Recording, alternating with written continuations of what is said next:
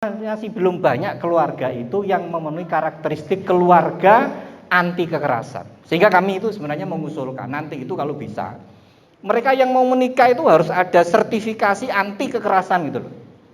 Jadi dia paham betul suami itu tugasnya apa, istri itu apa. Kemudian kalau punya anak, komitmennya itu bagaimana. Oh, ternyata suami itu tugasnya harus mencari nafkah. Ya harus tanggung jawab mencari nafkah. Jangan sampai kemudian istrinya bekerja, suaminya tenang-tenang. Ah, istriku sudah jadi pegawai, hingga aku sudah bebas gitu. Kemudian suaminya bekerja, istrinya bekerja, tapi ketika istrinya pulang ke rumah, semua pekerjaan di rumah dilakukan oleh istrinya. Nah, ini kan tidak adil. Ada beban ganda. Tidak memenuhi karakteristik keluarga yang anti kekerasan. Sehingga perempuan menjadi kecapean. Atau harus paham bahwa harus diterapkan yang namanya kesetaraan atau ketidakadilan gender di dalam keluarga itu, supaya tidak ada kekerasan. Apa itu ketidakadilan gender? Apa itu kesetaraan gender? Ketidakadilan gender itu salah satu contohnya begini. Menganggap perempuan itu nomor 2 atau subordinasi. Pokoknya apa-apa laki-laki, ambil keputusan laki-laki. Pokoknya apa kata bapak lah saya ngikut saja. Ibu kalau jadi istri jangan mau begitu gitu ya. Supaya kita tidak menjadi subordinasi, menjadi orang nomor 2 gitu. Akibat kita di nomor 2 kan, maka yang terjadi apa? Akan terjadi ketidakadilan. Kalau kita punya anak laki-laki itu akan diperlakukan beda itu. Wah, kalau laki-laki kalau makan silakan nunggu di meja makan, anak saya yang perempuan dia harus masak dulu, mempersiapkan dan melayani. Kenapa tidak dilakukan bersama-sama? Ini akibat adanya subordinasi. Yang berikutnya akan terjadi juga ketidakadilan kekerasan, baik itu kekerasan dalam bentuk fisik, kekerasan dalam bentuk psikis, ataupun kekerasan seksual, ataupun penelantaran. Di Undang-Undang PKDRT itu disebutkan salah satu kekerasan yang paling ringan yang terjadi di rumah itu biasanya ibu-ibu dilarang bekerja. Dilarang bekerja itu bagian dari kekerasan. Kenapa? Karena dengan dilarang bekerja, maka perempuan itu menjadi tergantung kepada laki-laki hidupnya. Kalau misalkan itu dilakukan dengan kesepakatan dan keikhlasan tidak ada masalah. Tapi saya dulu sudah sekolah tinggi-tinggi sampai sarjana, begitu jadi istri tetap aja nggak boleh kemana-mana di rumah. Hanya mutar-mutar dari sumur, kasur, dapur, di situ aja tempatnya. Hanya sekali-sekali diajak belanja keluar itu kan. Itu bagian dari kekerasan. Nah, ketika perempuan tergantung kepada laki-laki, kalau laki-lakinya setia kan nggak ada masalah.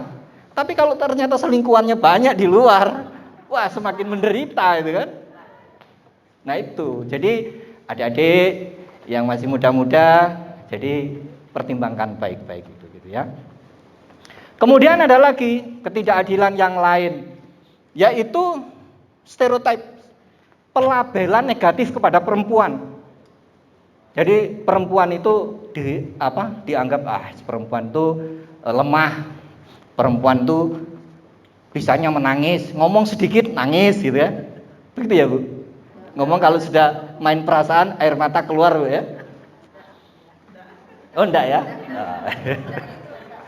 Biasanya kalau ngomong sesuatu yang sangat penting, takut menyinggung suaminya itu kan ngomong sambil berinang air mata gitu kan. Saya Bu kalau sudah begitu saya ginikan istri saya, sayang, enggak apa-apa ngomong aja, jangan takut gitu. Yang laki-laki. Jangan malah seperti itu, ngomong sambil nangis. Berhenti dulu nangisnya, nggak jadi ngomong nanti kan. Seperti itu. Jadi ada stereotype bahwa pelabelan negatif terhadap perempuan. Ini akibat dari tadi itu mulai dari subordinasi. Kemudian yang berikutnya, perempuan itu terjadi marginalisasi kepada perempuan, diremehkan perempuan. Akhirnya perempuan itu kemudian tidak punya kesempatan yang sama dengan laki-laki, sehingga dia menjadi lebih miskin daripada laki-laki. Data menunjukkan kemarin itu ternyata perempuan pengeluarannya itu sekitar 5,9 juta per tahun per kepala, kalau laki-laki itu 13 juta lebih per tahun. Jauh kan? Yang salah ini ada di keluarga, kok bisa begitu? Bukankah di keluarga itu ada dua orang, yang satu kesepakatannya oke, bapak bekerja, saya yang di rumah. Nah kalau bapaknya bekerja, Bu, uangnya diminta semua itu, dikelola gitu ya. Loh, kan bagi-bagi tugas. Nah kalau bapaknya kerja, bapaknya yang dapat uang, bapaknya yang megang uang, terus kita ngasihnya dicicil gitu kan. Setiap hari butuh berapa, Ma? 100 nih. Butuh berapa, Ma? 200 nih. Itu yang menyebabkan mungkin pengeluaran perempuan itu menjadi lebih rendah daripada laki-laki. Oh begitu ya? Enggak, Pak. Kalau saya enggak, rekening semua ada di istri saya, tapi istri saya minta kalau mengeluarkan apa-apa tolong saya diberitahu. Gitu. Jadi kan dia juga merasa memiliki gitu. Tapi juga jangan sampai begini, misalnya uangku sendiri misalkan. Bu, tapi kalau sepakat ya enggak apa-apa gitu. Saya di awal-awal menikah itu istri takut kalau minta apa-apa ke saya takut. Jangan takut sayang, semua apa yang saya dapatkan ini untuk kita gitu. Tegaskan begitu yang laki-laki sehingga perempuan menjadi berbunga-bunga.